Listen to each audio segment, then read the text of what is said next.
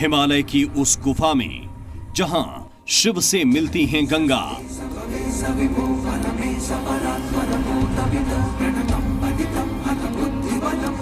नदी रूप में गंगा यहां कहीं नहीं, शिवलिंग का जलाभिषेक कैसे?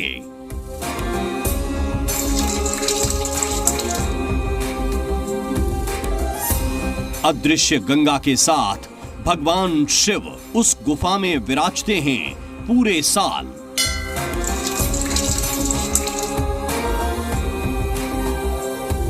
शिव गंगा की रहस्यमयी गुफा।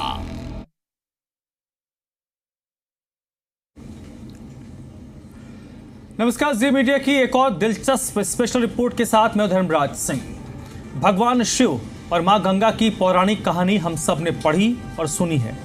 कैसे राजा भगीरथ ने अपने पूर्वजों के तर्पण के लिए मां गंगा की तपस्या की। तब मां गंगा स्वर्ग में बहती थी, लेकिन राजा भगीरथ की तपस्या से वो धरती पर आने को तैयार हुई।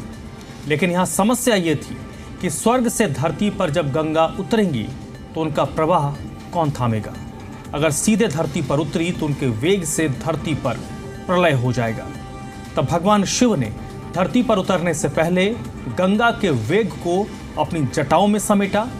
मां गंगा भगवान शिव की जटाओं में 32 दिनों तक रही थी। शिव पुराण में लिखा है। ये कहानी हमने आपको इसलिए सुनाई ताकि आप समझ सकें आज की स्पेशल रिपोर्ट, जिसमें हम आपको दिखाएंगे भगवान शिव और गंगा का ऐसा अद्भुत मिलन जिसे अपनी आंखों से देखकर भी यकीन नहीं होता।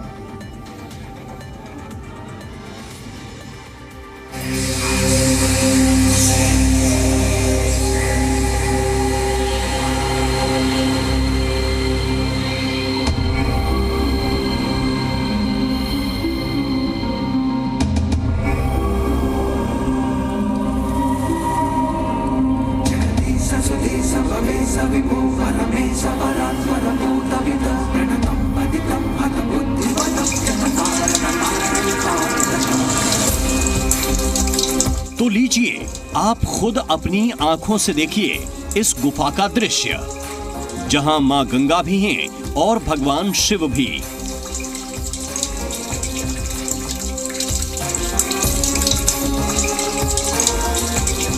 आपके लिए अलौकिक मगर इस गुफा से मिलने वाले संकेतों में बिल्कुल साक्षात। आप अपनी आंखों से देखकर खुद समझ सकते हैं कि इस सकरी सी गुफा में ये शिवलिंग कुदरती है, यानी अपने आप बना हुआ।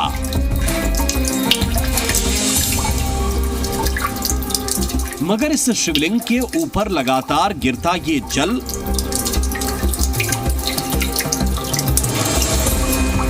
गुफा के और किसी भी हिस्से या इसके बाहर पानी का नामो निशान नहीं, लेकिन इस शिवलिंग के ठीक ऊपर लगातार जल एक धारा के रूप में गिरता है।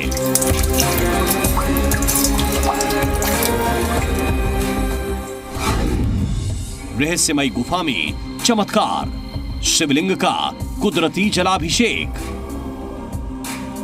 मेरे पीछे आप देख सकते हैं ये शिवलिंग है, ये बाबा जलाधारी हैं। इसके ठीक ऊपर जो है वो आप देख सकते हैं कि पानी की धारा जो है वो कामधेनु गाय के थन है, और वहाँ से एक पानी की धारा जो है वो लगातार जो है वो शिवलिंग के ऊपर चल रही है। ये 12 महीने 24 घंटे ये पानी की धारा जो है वो यूं ही जो है वो शिवलिंग के ऊपर चली रहती है। कहते हैं कि कभी जो है वो यहाँ से दूध की धारा जो है वो इस शिवलिंग के ऊपर बहती थी।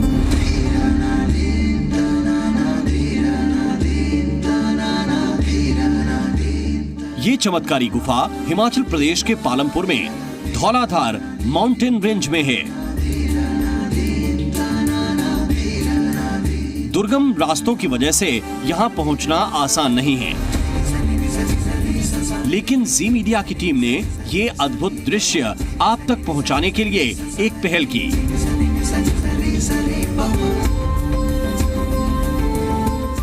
अब वो पूरा अद्भुत दृश्य आपके सामने है। रही बात इस रहस्यमयी गुफा में बहती चमत्कारी जलधारा की, तो वैज्ञानिक शोधों के बाद भी इसका रहस्य सुलझा नहीं। वैसे तो पहाड़ों में इस तरह के जल स्रोत अक्सर मिल जाते हैं, जिनमें कहीं से भी जलधारा फूट पड़ती है, लेकिन यहाँ जो जलधारा दिख रही है उसका पानी गंगा जल जैसा है।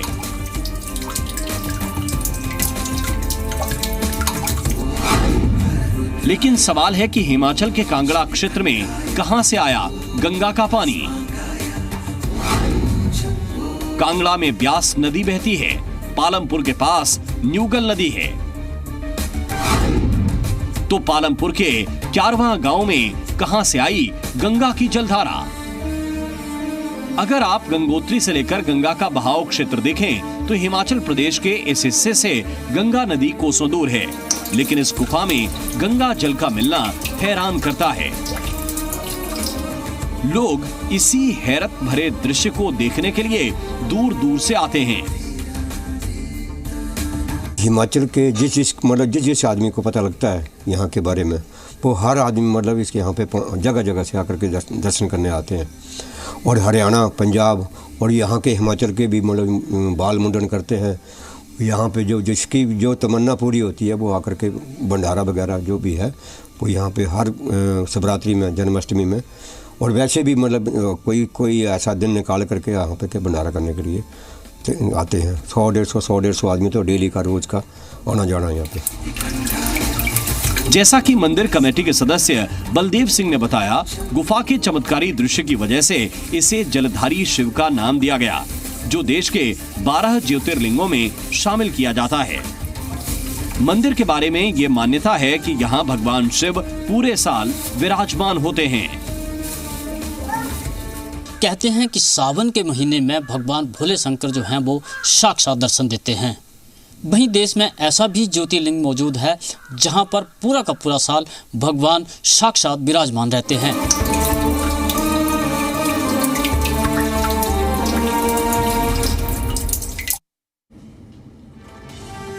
पालमपुर की इस गुफा के बारे में जो वैज्ञानिक रिसर्च हुए उसमें ये गुफा करोड़ों साल पुरानी बताई गई है। इस आधार पर अगर ये मान लिया जाए कि गुफा के अंदर बना शिवलिंग एक संयोगवश बना ढांचा है, तब भी ये रहस्य बाकी ही रहता है कि शिवलिंग के ठीक ऊपर जल कहां से आया। इसी सवाल के साथ गुफा को लेकर ऐसी आस्था बलवती हुई जैसे आज भगवान शिव और गंगा दोनों को यहाँ पूजा जाता है। इसके पीछे एक किंवदंती भी तैयार हुई है कि भगवान शिव के मानव रूप से जुड़ी हुई है। ओम त्र्यंबकं यजामहे सुगंधिं पुष्टिवर्धनम् उर्वारुकमिव बन्धनान् मृत्योर्मुक्षीयमामृतात्। सबसे ज़्यादा मतलब मान्यता है भोलेनाथ की मान्यता है। शंकर भोलेनाथ की मान्यता है। यहाँ पे 100-150 आदमी तो डेली का, रोज का आना जाना है। बाहर से भी आते हैं, बहुत दूर दूर से लोग आते हैं यहाँ पर।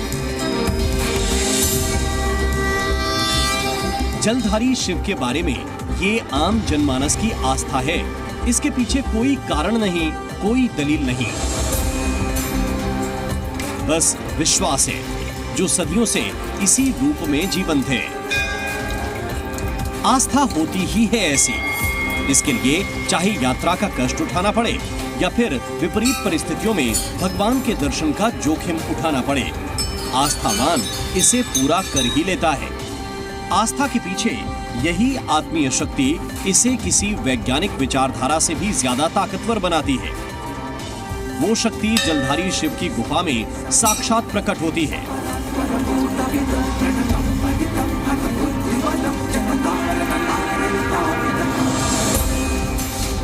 तो यहाँ मान्यता, सभी मान्यता पूरी हो जाती हैं। जो भी यहाँ किसी भी मन्नत को लेके आता है वो यहाँ पूरी हो जाती हैं।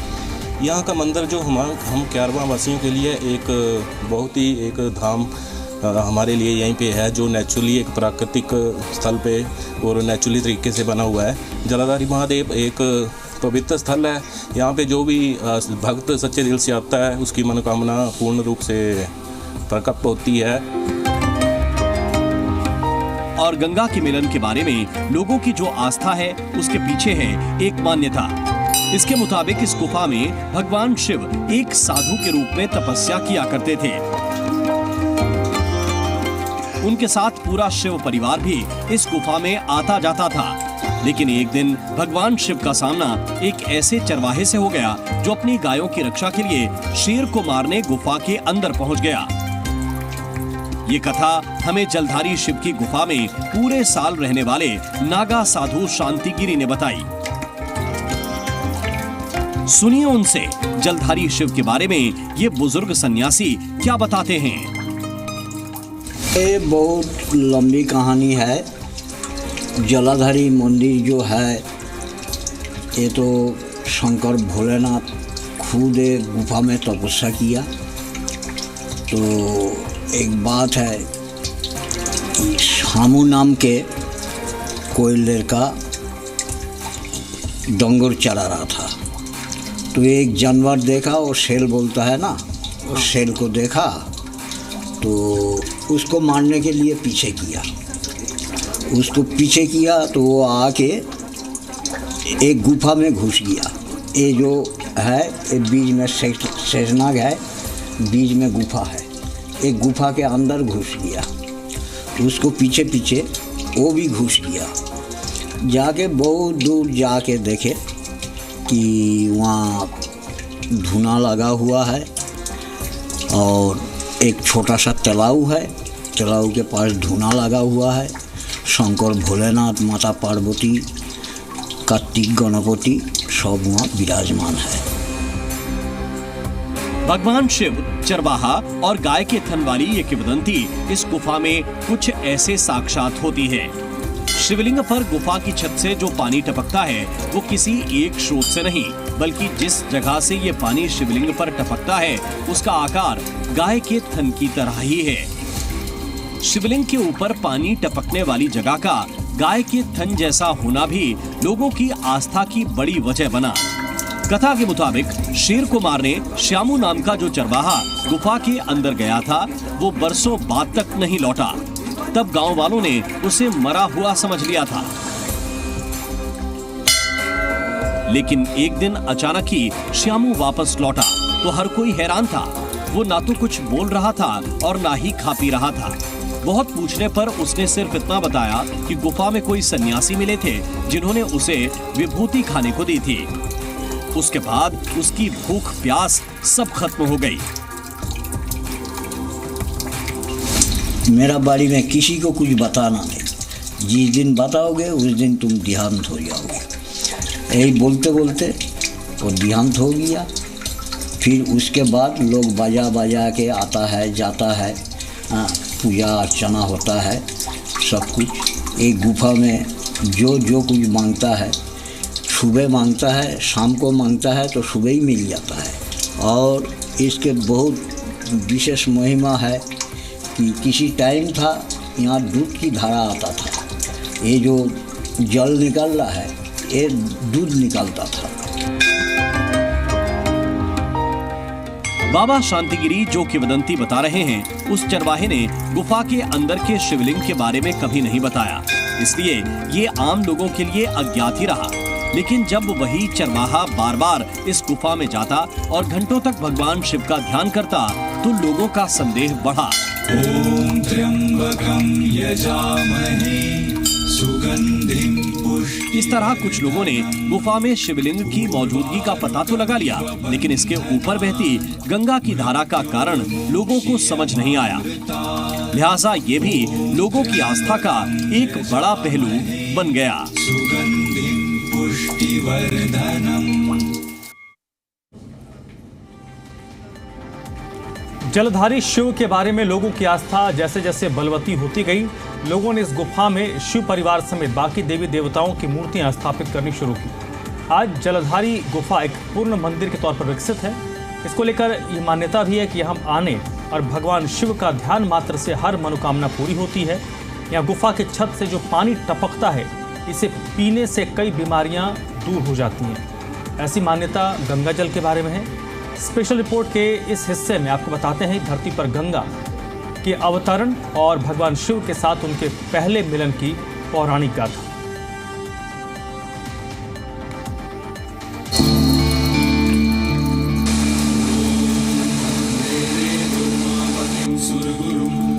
जिस पालमपुर की गुफा में गंगा जल से भगवान शिव का प्राकृतिक जलाभिषेक होता है, वहां से गंगा के उद्गम स्थल यानी वो जगह जहां धरती पर गंगा सबसे पहले प्रकट हुई थी, वो जगह गंगोत्री है।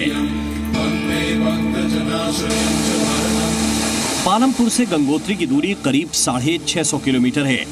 गंगोत्री वो जगह है जहां मां गंगा भागीरथी रूप में बहती हैं। धरती पर उनके अवतरण की पौराणिक मान्यताओं की वजह से गंगोत्री धाम में मां गंगा की प्रतिमा स्थापित की गई।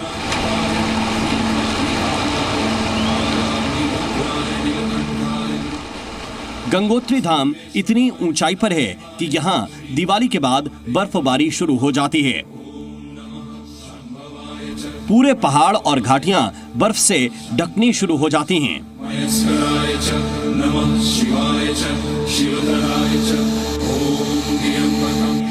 गंगोत्री मंदिर के बगल में बहती भागीरथी नदी भी बर्फ की वजह से जम जाती है। यहाँ पानी की एक बूंद भी कहीं नहीं मिलती। धाम तक पहुँचने के सारे रास्ते बर्फ से ढक जाते हैं। अब हालांकि अप्रैल की शुरुआत के साथ गंगोत्री और भागीरथी नदी का स्वरूप बदलने लगता है, मगर धरती पर इसके अवतरण की वो कथा यहाँ हर मौसम में साक्षात होती है। पौराणिक कथा के मुताबिक राजा भागीरथ ने 1 साल तक बिना खाए पिए एक पैर के अंगूठे पर खड़े रहकर तब भगवान शिव प्रसन्न हुए और धरती पर गंगा जी को लाने में मदद के लिए तैयार हुए। इसके बाद सृष्टि के रचयिता भगवान ब्रह्मा जी ने अपने कमंडल से गंगा की धारा धरती की तरफ प्रवाहित की थी। ओम नमो हिरण्यबाहवे हिरण्यवर्णाय हिरण्यरूपाय। वो दिन था अक्षय तृतीया का। धरती की तरफ बढ़ती मां गंगा की धारा का वेग इतना था कि अगर भगवान शिव ने थामा नहीं होता तो धरती पर उस धारा से तबाही मच जाती। इसलिए भगवान शिव ने मां गंगा की पहली धारा को धरती पर उतरने से पहले ही अपनी जटाओं में थाम लिया। भगवान शिव ने 32 दिन तक गंगा की धारा को जटाओं में रखा। अक्षय तृतीया के 32 दिन बाद गंगोत्री में पहली धारा बही। धरती पर जिस दिन मां गंगा की पहली धारा बही उस दिन को गंगा दशहरा के रूप में मनाया जाता है। इस दिन गंगोत्री धाम में बड़ा उत्सव होता है। गंगोत्री में मां गंगा मानव स्वरूप में विराजमान हैं। इसकी पुष्टि स्थानीय लोगों की मान्यता से होती है। गंगोत्री में मां गंगा अक्षय तृतीया के दिन अपने मायके मुखवा गांव से लाई जाती हैं और भैया दूज तक यहां विराजमान होती हैं। भैया दूज पर मां गंगा की पालकी वापस उनके मायके मुखवा गांव भेज दी जाती है। इस बार भी यही प्रक्रिया होगी। अक्षय तृतीया से पहले मुखवा गांव से मां गंगा की पालकी उठेगी। अक्षय तृतीया से पहले जब मां गंगा की विदाई होती है मुखवा गांव से, तब यहाँ के लोग बेहद दुखी होते हैं। वैसे ही जैसे बेटी की विदाई के वक्त उसका परिवार होता है, मां गंगा की पालकी के साथ महिलाएं आगे चलती हैं। उनकी आंखों में आंसू होते हैं, जैसे अपनी बेटी विदा हो रही हो।